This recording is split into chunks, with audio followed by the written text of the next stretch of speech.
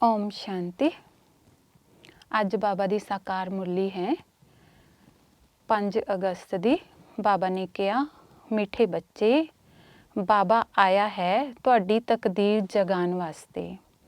पावन बनन नाल ही तकदीर जागूगी। प्रश्न है, जिन बच्चों की तकदीर जगी हुई है उन्हां दी निशानी की होवेगी? उत्तर है, ਉਹ ਸੁਖ ਦੇ ਦੇਵਤਾ ਹੋਣਗੇ। ਬੇਹੱਦ ਦੇ ਬਾਪ ਤੋਂ ਸੁਖ ਦਾ ਵਰਸਾ ਲੈ ਕੇ ਸਾਰਿਆਂ ਨੂੰ ਸੁਖ ਦੇਣਗੇ। ਕਦੇ ਕਿਸੇ ਨੂੰ ਦੁੱਖ ਨਹੀਂ ਦੇ ਸਕਦੇ। ਉਹ ਹੈ ਵਿਆਸ ਦੇ ਬੱਚੇ, ਸੱਚੇ ਸੱਚੇ ਸੁਖ ਦੇਵ। ਦੂਸਰਾ ਪੁਆਇੰਟ, ਉਹ 5 ਵਿਕਾਰਾਂ ਦਾ ਸੰਨਿਆਸ ਕਰ ਸੱਚੇ ਸੱਚੇ ਰਾਜ ਯੋਗੀ, ਰਾਜ ਰਿਸ਼ੀ ਕਹਿਲਾਣਗੇ। ਤੀਸਰਾ, ਉਹਨਾਂ ਦੀ ਅਵਸਥਾ ਇੱਕ ਰਸ ਹੋਵੇਗੀ। ਉਹਨਾਂ ਨੂੰ ਕਿਸੇ ਗੱਲ ਵਿੱਚ ਰੋਣਾ ਨਹੀਂ ਆ ਸਕਦਾ। ਉਹਨਾਂ ਲਈ ਹੀ ਕਹਿੰਦੇ ਹੈ ਮੋਹ ਜੀਤ। ਗੀਤ ਹੈ ਤਕਦੀਰ ਜਗਾ ਕਰ ਆਈ ਹੂੰ। ਮਿੱਠੇ ਮਿੱਠੇ ਬੱਚੇ, ਇਹ ਗੱਲ ਤਾਂ ਜਾਣਦੇ ਹੈ ਕਿ ਕਲਯੁਗ ਵਿੱਚ ਸਭ ਦੀ ਤਕਦੀਰ ਸੋਈ ਹੋਈ ਹੈ। ਸਤਯੁਗ ਵਿੱਚ ਸਭ ਦੀ ਤਕਦੀਰ ਜਗੀ ਹੋਈ ਰਹਿੰਦੀ ਹੈ। ਸੋਈ ਹੋਈ ਤਕਦੀਰ ਨੂੰ ਜਗਾਉਣ ਵਾਲਾ ਤੇ ਇੱਕ ਮਤ ਦੇਣ ਵਾਲਾ ਤੇ ਸਾਡੀ ਤਕਦੀਰ ਬਣਾਉਣ ਵਾਲਾ ਇੱਕੋ ਹੀ ਬਾਪ ਹੈ। ਉਹੀ ਬੈਠ ਬੱਚਿਆਂ ਦੀ ਤਕਦੀਰ ਜਗਾਉਂਦੇ ਹੈ। ਜਿਵੇਂ ਬੱਚਾ ਪੈਦਾ ਹੁੰਦਾ ਹੈ ਤਾਂ ਤਕਦੀਰ ਜਗ ਜਾਂਦੀ ਹੈ। ਬੱਚਾ ਜੰਮਿਆ ਤੇ ਉਹਨੂੰ ਪਤਾ ਚੱਲ ਜਾਂਦਾ ਹੈ ਕਿ ਅਸੀਂ ਵਾਰਿਸ ਹਾਂ। ਹੂ ਬੇਹੂ ਇਹ ਬੇਹੱਦ ਦੀਆਂ ਗੱਲਾਂ ਹੈਗੀਆਂ। ਬੱਚੇ ਜਾਣਦੇ ਹੈ ਕਲਪ ਕਲਪ ਸਾਡੀ ਤਕਦੀਰ ਜਗਦੀ ਹੈ ਜੋ ਹਜੇ ਸੋਈ ਪਈ ਹੈ। ਪਾਵਨ ਬਣਦੇ ਹਾਂ ਤਾਂ ਤਕਦੀਰ ਜਗਦੀ ਹੈ। ਬਾਬਾ ਕਹਿੰਦੇ ਕਿ ਜਦੋਂ ਆਪਾਂ ਪਾਵਨ ਬਣਦੇ ਹਾਂ ਤਾਂ ਸਾਡੀ ਤਕਦੀਰ ਜਗਦੀ ਹੈ। ਜਦੋਂ ਆਪਾਂ ਪਤਿਤ ਬਣਦੇ ਹਾਂ ਤਾਂ ਸਾਡੀ ਤਕਦੀਰ ਸੋ ਜਾਂਦੀ ਹੈ। ਇਸ ਕਰਕੇ ਬਾਬਾ ਆ ਕੇ ਹੀ ਸਾਡੀ ਤਕਦੀਰ ਨੂੰ ਜਗਾਉਂਦਾ ਹੈ। ਦੂਸਰਾ ਪੁਆਇੰਟ ਬਾਬਾ ਨੇ ਕਿਹਾ ਕਿ ਪਾਰਸਨਾਥ ਦਾ ਵੀ ਮੰਦਿਰ ਬਣਿਆ ਹੋਇਆ ਹੈ। ਉੱਥੇ ਮੇਲਾ ਲੱਗਦਾ ਹੈ, ਪਰੰਤੂ ਇਹ ਕਿਸੇ ਨੂੰ ਪਤਾ ਹੀ ਨਹੀਂਗਾ ਕਿ ਪਾਰਸਨਾਥ ਹੁੰਦਾ ਕੌਣ ਹੈ। ਵਾਸਤਵ ਵਿੱਚ ਪਾਰਸ ਬਣਾਉਣ ਵਾਲਾ ਤਾਂ ਇੱਕੋ ਹੀ ਬਾਪ ਹੈ। ਉਹ ਹੈ ਬੁੱਧੀਵਾਨਾਂ ਦਾ ਬੁੱਧੀ। ਇਹ ਹੈ ਤੁਮ ਬੱਚਿਆਂ ਦੇ ਲਈ ਬੁੱਧੀ ਦੀ ਖੁਰਾਕ।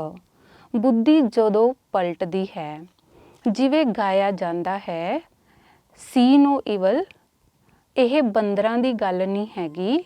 ਮਨੁੱਸ਼ੇ ਹੀ ਜਿਵੇਂ ਕਿ ਬੰਦਰ ਮਿਸਲ ਬਣ ਜਾਂਦੇ ਹੈ। ਬਾਬਾ ਨੇ ਕਿਹਾ ਕਿ ਇਹ ਪੜ੍ਹਾਈ ਹੈ। ਇਸ ਨੂੰ ਗਿਆਨ ਅੰਮ੍ਰਿਤ ਵੀ ਕਹਿੰਦੇ ਨੇ। ਇਹ ਕੋਈ ਜਲ ਨਹੀਂ ਹੈਗਾ। ਅੱਜ ਕੱਲ੍ਹ ਤਾਂ ਸਾਰੀਆਂ ਚੀਜ਼ਾਂ ਨੂੰ ਹੀ ਅੰਮ੍ਰਿਤ ਕਹਿ ਦਿੰਦੇ ਹੈ। ਗੰਗਾ ਜਲ ਨੂੰ ਵੀ ਅੰਮ੍ਰਿਤ ਕਹਿ ਦਿੰਦੇ ਹੈ। ਦੇਵਤਾਵਾਂ ਦੇ ਪੈਰ ਧੋ ਕੇ ਪੀਂਦੇ ਹੈ, ਪਾਣੀ ਰੱਖਦੇ ਹੈ। ਫਿਰ ਉਸ ਅੰਮ੍ਰਿਤ ਦੀ ਅੰਜਲੀ ਭਰ ਭਰ ਪੀਂਦੇ ਨੇ। ਅੰਜਲੀ ਜੋ ਲੈਂਦੇ ਹੈ ਉਹਨਾਂ ਨੂੰ ਇਹ ਨਹੀਂ ਕਵਾਂਗੇ ਕਿ ਇਹ ਪਤਿਤਾਂ ਤੋਂ ਪਾਵਨ ਬਣਾਉਣ ਵਾਲਾ ਹੈ। ਗੰਗਾ ਜਲ ਵਾਸਤੇ ਕਹਿੰਦੇ ਹੈ ਕਿ ਉਹ ਪਤਿਤ ਪਾਵਨੀ ਹੈ। ਮਨੁੱਸ਼ੇ ਵੀ ਕਹਿੰਦੇ ਹੈ, ਮਨੁੱਸ਼ੇ ਮਰੇ ਤਾਂ ਗੰਗਾ ਜਲ ਮੁਖ ਵਿੱਚ ਹੋਵੇ। ਜਿਵੇਂ ਦਿਖਾਉਂਦੇ ਹੈ ਕਿ ਅਰਜੁਨ ਨੇ ਬਾਣ ਮਾਰਿਆ, ਫਿਰ ਅੰਮ੍ਰਿਤ ਜਲ ਪਿਲਾਇਆ। ਤੁਸੀਂ ਬੱਚਿਆਂ ਨੂੰ ਕੋਈ ਬਾਣ ਆਦਿ ਨਹੀਂ ਚਲਾਣੇ ਹੈ। ਇੱਕ ਗਾਉਂ ਹੈ ਜਿੱਥੇ ਬਾਣਾਂ ਨਾਲ ਲੜਾਈ ਲੜੀ ਜਾਂਦੀ ਹੈ ਤੇ ਉੱਥੋਂ ਦੇ ਰਾਜਾ ਨੂੰ ਈਸ਼ਵਰ ਦਾ ਅਵਤਾਰ ਸਮਝਦੇ ਹੈ। ਬਾਪ ਕਹਿੰਦੇ ਹੈ ਇਹ ਸਭ ਭਗਤੀ ਮਾਰਗ ਦੇ ਗੁਰੂ ਹੈ। ਸੱਚਾ ਸੱਚਾ ਸਤਿਗੁਰੂ ਤਾਂ ਇੱਕੋ ਹੀ ਹੈ ਜੋ ਕਿ ਸਾਰਿਆਂ ਦਾ ਸਦਗਤੀ ਦਾਤਾ ਹੈਗਾ, ਜੋ ਸਾਰਿਆਂ ਨੂੰ ਸਾਥ ਲੈ ਜਾਂਦਾ ਹੈ। ਤਾਂ ਬਾਪ ਤੋਂ ਸਿਵਾਏ ਵਾਪਿਸ ਕੋਈ ਲੈ ਜਾ ਨਹੀਂ ਸਕਦਾਗਾ। ਫਿਰ ਬਾਪ ਕਹਿੰਦੇ ਹੈ ਕਿ ਰੋਣ ਦੀ ਕੋਈ ਦਰਕਾਰ ਨਹੀਂ ਹੈਗੀ। ਆਤਮਾ ਨੂੰ ਆਪਣੇ ਹਿਸਾਬ ਕਿਤਾਬ ਅਨੁਸਾਰ ਪਾਠ ਬਜਾਣਾ ਹੀ ਪੈਂਦਾ ਹੈ। ਗਿਆਨ ਨਾ ਹੋਣ ਨਾਲ ਮਨੁੱਖ ਕਿੰਨਾ ਰੋਂਦੇ ਹੈ, ਜਿਵੇਂ ਕਿ ਪਾਗਲ ਹੀ ਹੋ ਜਾਂਦੇ ਹੈ। ਇਹ ਤਾਂ ਗੱਲ ਬਾਪ ਹੀ ਸਮਝਾਉਂਦੇ ਹੈ ਕਿ ਅੰਮਾ ਮਰੇ ਤਾਂ ਵੀ ਹਲਵਾ ਖਾਣਾ, ਬਾਪ ਮਰੇ ਤਾਂ ਵੀ ਹਲਵਾ ਖਾਣਾ, ਅਰਥਾਤ ਬੱਚਿਆਂ ਨੂੰ ਨਸ਼ਟੋ ਮੋਹਾ ਹੋਣਾ ਹੈ। ਸਾਡਾ ਤਾਂ ਇੱਕੋ ਹੀ ਬੇਹੱਦ ਦਾ ਬਾਪ ਹੈ, ਦੂਸਰਾ ਨਾ ਕੋਈ। ਇਹੋ ਜਿਹੀ ਅਵਸਥਾ ਬੱਚਿਆਂ ਦੀ ਹੋਣੀ ਚਾਹੀਦੀ ਹੈ। ਮੋਹਜੀਤ ਰਾਜਾ ਦੀ ਕਹਾਣੀ ਤਾਂ ਸੁਣੀ ਹੋਵੇਗੀ ਨਾ, ਤਾਂ ਸਤਯੁਗ ਵਿੱਚ ਕੋਈ ਦੁੱਖ ਦੇਣ ਵਾਲੀ ਗੱਲ ਹੁੰਦੀ ਨਹੀਂ, ਨਾ ਕਦੇ ਅਕਾਲੇ ਮ੍ਰਿਤੂ ਹੁੰਦੀ ਹੈ। ਬੱਚੇ ਜਾਣਦੇ ਹੈ ਕਿ ਅਸੀਂ ਕਾਲ ਉੱਤੇ ਜੀਤ ਪਾਉਂਦੇ ਹਾਂ। ਬਾਪ ਨੂੰ ਮਹਾਕਾਲ ਵੀ ਕਿਹਾ ਜਾਂਦਾ ਹੈ ਤੇ ਕਾਲਾਂ ਦਾ ਕਾਲ ਵੀ ਕਿਹਾ ਜਾਂਦਾ ਹੈ। ਤੇ ਤੁਹਾਨੂੰ ਵੀ ਕਾਲ ਉੱਤੇ ਜੀਤ ਪਾਉਣੀ ਸਿਖਾਉਂਦੇ ਹੈ, ਅਰਥਾਤ ਕਾਲ ਤੁਹਾਨੂੰ ਖਾ ਨਹੀਂ ਸਕਦਾ। ਕਾਲ ਨਾ ਆਤਮਾ ਨੂੰ ਨਾ ਸਰੀਰ ਨੂੰ ਖਾ ਸਕਦਾ। ਆਤਮਾ ਤਾਂ ਇੱਕ ਸਰੀਰ ਛੋੜ ਦੂਜਾ ਲੈ ਲੈਂਦੀ ਹੈ, ਉਹਨੂੰ ਕਹਿ ਦਿੰਦੇ ਹੈ ਕਿ ਕਾਲ ਖਾ ਗਿਆ। ਬਾਕੀ ਕਾਲ ਕੋਈ ਚੀਜ਼ ਹੁੰਦੀ ਨਹੀਂ। ਮਨੁੱਖ ਤੇ ਐਵੇਂ ਹੀ ਮਹਿਮਾ ਗਾਉਂਦੇ ਰਹਿੰਦੇ ਹੈ, ਪਰੰਤੂ ਸਮਝਦੇ ਕੁਛ ਵੀ ਨਹੀਂ ਹੈਗੇ। ਤਾਂ ਬਾਪ ਸਮਝਾਉਂਦੇ ਹੈ ਵੀ 5 ਵਿਕਾਰ ਤੁਹਾਡੀ ਬੁੱਧੀ ਨੂੰ ਕਿੰਨਾ ਖਰਾਬ ਕਰ ਦਿੰਦੇ ਹੈ। ਇਸ ਸਮੇਂ ਕੋਈ ਵੀ ਭਗਵਾਨ ਨੂੰ ਜਾਣਦਾ ਹੀ ਨਹੀਂ, ਇਸ ਲਈ ਉਹਨਾਂ ਨੂੰ ਆਰਫਨ ਦੀ ਦੁਨੀਆ ਕਿਹਾ ਜਾਂਦਾ ਹੈ। ਕਿੰਨਾ ਆਪਸ ਵਿੱਚ ਲੜਦੇ ਝਗੜਦੇ ਰਹਿੰਦੇ ਹੈ। ਇਹ ਸਾਰੀ ਦੁਨੀਆ ਤਾਂ ਬਾਬਾ ਦਾ ਘਰ ਹੈ। ਬਾਪ ਸਾਰੀ ਦੁਨੀਆ ਦੇ ਬੱਚਿਆਂ ਨੂੰ ਪਾਵਨ ਬਣਾਉਣ ਆਉਂਦਾ ਹੈ। ਆਧਾ ਕਲਪ ਬਰੋਬਰ ਪਾਵਨ ਦੁਨੀਆ ਸੀ ਨਾ, ਗਾਉਂਦੇ ਵੀ ਹੈਗੇ ਆ ਰਾਮ ਰਾਜਾ ਰਾਮ ਪ੍ਰਜਾ, ਤਾਂ ਉੱਥੇ ਕਿਸੇ ਅਧਰਮ ਦੀ ਗੱਲ ਹੁੰਦੀ ਨਹੀਂ। ਕਹਿੰਦੇ ਵੀ ਹੈ ਵੀ ਉੱਥੇ ਸ਼ੇਰ ਤੇ ਬੱਕਰੀ ਇਕੱਠੇ ਜਲ ਪੀਂਦੇ ਸੀ। ਫਿਰ ਉੱਥੇ ਰਾਵਣ ਕਿੱਥੋਂ ਆਇਆ, ਸਮਝਦੇ ਹੀ ਨਹੀਂ। ਬਾਹਰ ਵਾਲੇ ਇਹੋ ਜਿਹੀਆਂ ਗੱਲਾਂ ਸੁਣ ਕੇ ਫਿਰ ਹੱਸਦੇ ਹੈ।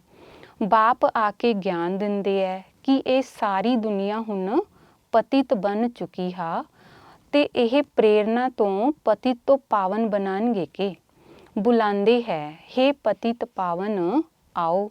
ਤਾਂ ਹੁਣ ਭਗਵਾਨ ਭਾਰਤ ਵਿੱਚ ਆਇਆ ਹੋਇਆ ਹੈ। ਉਹਨੂੰ ਹੀ ਕਹਿੰਦੇ ਹੈ ਕਿ ਉਹ ਗਿਆਨ ਦਾ ਸਾਗਰ ਹੈ। ਬਾਪ ਉਹਨੂੰ ਹੀ ਸੱਚਾ ਵਿਆਸ ਕਵਾਂਗੇ। ਤੇ ਇਹ ਵਿਆਸਦੇਵ ਤੇ ਤੁਸੀਂ ਉਹਦੇ ਬੱਚੇ ਸੁਖਦੇਵ, ਤੁਸੀਂ ਹੁਣ ਸੁਖ ਦੇ ਦੇਵਤਾ ਬਣਦੇ ਹੋ। ਬਾਪ ਕਹਿੰਦੇ ਹੈ ਕਿ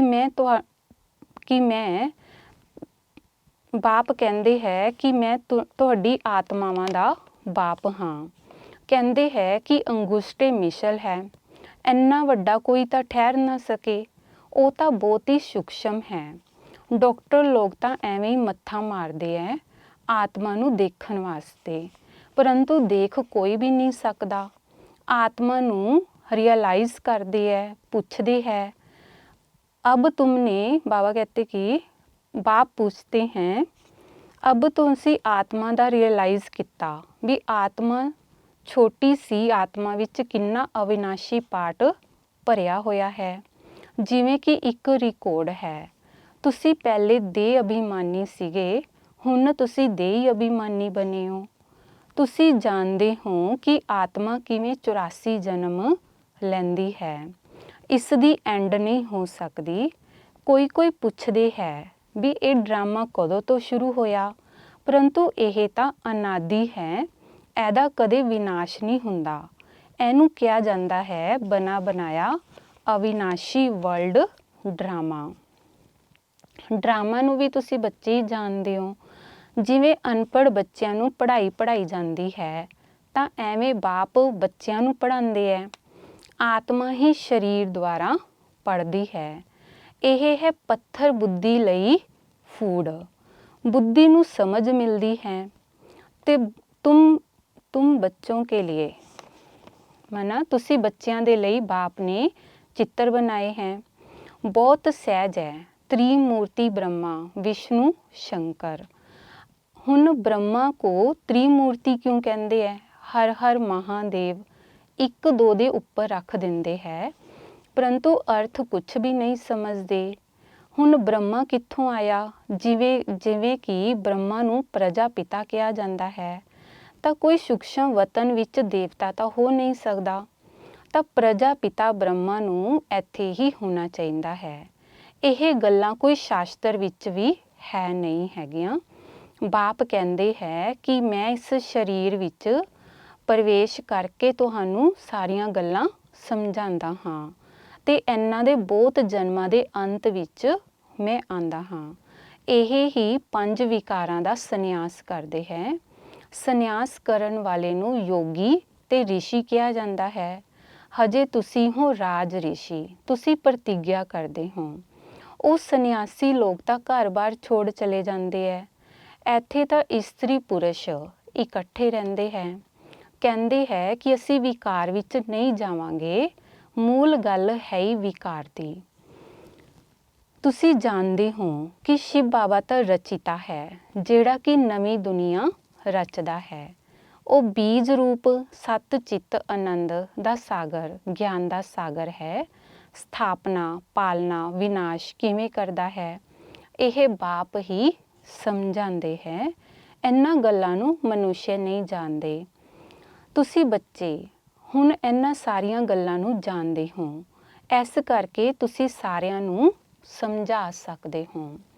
ਅੱਛਾ, ਮਿੱਠੇ ਮਿੱਠੇ ਸਿੱਕੇ ਲਦੇ ਬੱਚਿਆਂ ਪ੍ਰਤੀ ਮਾਤਾ ਪਿਤਾ ਬਾਪ ਦਾਦਾ ਦਾ ਯਾਦ ਪਿਆਰ ਤੇ ਗੁੱਡ ਮਾਰਨਿੰਗ।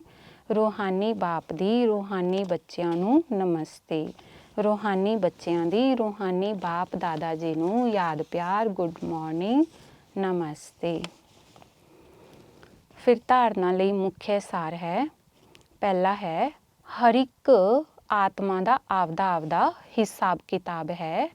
ਇਸ ਲਈ ਅਗਰ ਕੋਈ ਸਰੀਰ ਛੋੜਦਾ ਹੈ ਤਾਂ ਤੁਸੀਂ ਰੋਣਾ ਨਹੀਂ ਹੈ, ਪੂਰਾ ਨਸ਼ਟੋ ਮੋਹਾ ਬਣਨਾ ਹੈ। ਬੁੱਧੀ ਵਿੱਚ ਰਵੇ ਕਿ ਸਾਡਾ ਤਾਂ ਇੱਕ ਬੇਹੱਦ ਦਾ ਬਾਪ, ਦੂਸਰਾ ਨਾ ਕੋਈ। ਦੂਸਰਾ, 5 ਵਿਕਾਰ ਜਿਹੜੇ ਕਿ ਬੁੱਧੀ ਨੂੰ ਖਰਾਬ ਕਰ ਦਿੰਦੇ ਹੈ, ਉਹਨਾਂ ਦਾ ਤਿਆਗ ਕਰਨਾ ਹੈ। ਸੁੱਖ ਦਾ ਦੇਵਤਾ ਬਣ ਸਾਰਿਆਂ ਨੂੰ ਸੁੱਖ ਦੇਣਾ ਹੈ, ਕਿਸੇ ਨੂੰ ਵੀ ਦੁੱਖ ਨਹੀਂ ਦੇਣਾ ਹੈ। ਵਰਦਾਨ ਹੈ, ਰਹਿਮ ਦੀ ਦ੍ਰਿਸ਼ਟੀ ਦੁਆਰਾ ਘ੍ਰਿਣਾ ਦ੍ਰਿਸ਼ਟੀ ਨੂੰ ਸਮਾਪਤ ਕਰਨ ਵਾਲੇ ਨੌਲੇਜਫੁਲ ਭਵ। ਰਹਿਮ ਦੀ ਦ੍ਰਿਸ਼ਟੀ ਦੁਆਰਾ ਘ੍ਰਿਣਾ ਦ੍ਰਿਸ਼ਟੀ ਨੂੰ ਸਮਾਪਤ ਕਰਨੇ ਵਾਲੇ ਨੌਲੇਜਫੁਲ ਭਵ।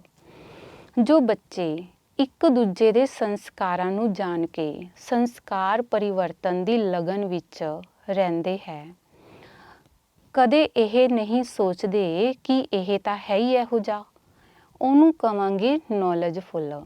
ਜੋ ਸਵੈਮ ਨੂੰ ਦੇਖਦੇ ਤੇ ਨਿਰਵਿਘਨ ਰਹਿੰਦੇ ਹੈ, ਉਹਨਾਂ ਦੇ ਸੰਸਕਾਰ ਬਾਪ ਦੇ ਸਮਾਨ ਰਹਿਮ ਦਿਲ ਹੋ ਜਾਂਦੇ ਹੈ। ਰਹਿਮ ਦੀ ਦ੍ਰਿਸ਼ਟੀ ਘ੍ਰਿਣਾ ਦ੍ਰਿਸ਼ਟੀ ਨੂੰ ਸਮਾਪਤ ਕਰ ਦਿੰਦੀ ਹੈ। ਇਹੋ ਜਿਹੇ ਰਹਿਮ ਦਿਲ ਬੱਚੇ ਕਦੇ ਆਪਸ ਵਿੱਚ ਖਿੱਟ-ਪਿੱਟ ਵੀ ਨਹੀਂ ਕਰਦੇ, ਉਹ ਸਪੂਤ ਬਣ ਕੇ ਸਬੂਤ ਦਿੰਦੇ ਹੈ। ਸਲੋਗਨ ਹੈ, ਸਦਾ ਪਰਮਾਤਮ ਚਿੰਤਨ ਕਰਨ ਵਾਲੇ ਹੀ ਬੇਫਿਕਰ ਬਾਦਸ਼ਾਹ ਹੈ। ਉਹਨਾਂ ਨੂੰ ਕਿਸੇ ਪ੍ਰਕਾਰ ਦੀ ਚਿੰਤਾ ਹੋ ਨਹੀਂ ਸਕਦੀ। ਜਿਹੜੇ ਬੱਚੇ ਪਰਮਾਤਮ ਚਿੰਤਨ ਕਰਦੇ ਹੈ, ਉਹ ਸਦਾ ਹੀ ਬੇਫਿਕਰ ਰਹਿੰਦੇ ਹੈ, ਉਹਨਾਂ ਨੂੰ ਕਿਸੇ ਗੱਲ ਦੀ ਕੋਈ ਚਿੰਤਾ ਹੋ ਨਹੀਂ ਸਕਦੀ। ਓਮ ਸ਼ਾਂਤੀ।